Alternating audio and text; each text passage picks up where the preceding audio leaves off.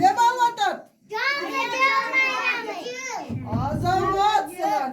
Men sizlerge belekter deyip geldim. Baldar, ırdaybız mı?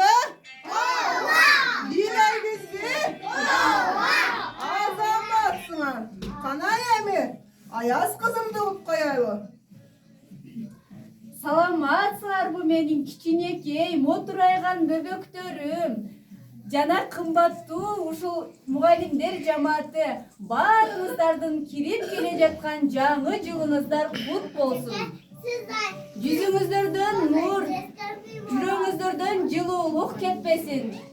Кыздарыбыз даккадай даңктуу, ай чүрөктөй аруу болсун. Уулдарыбызды Аллахым колдогон, эл тагдырын ойлогон, дүйнөнү турсун жаңыртып, бөбөктөн чыккан каккырык. Элибиз эсен, журтубуз тынч болсун. Rahmat.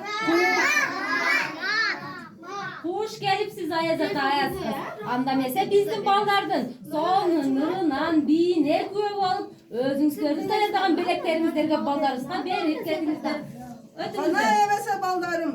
Önörüңөр bolsa örgü çapkılar. Rahmat sizге.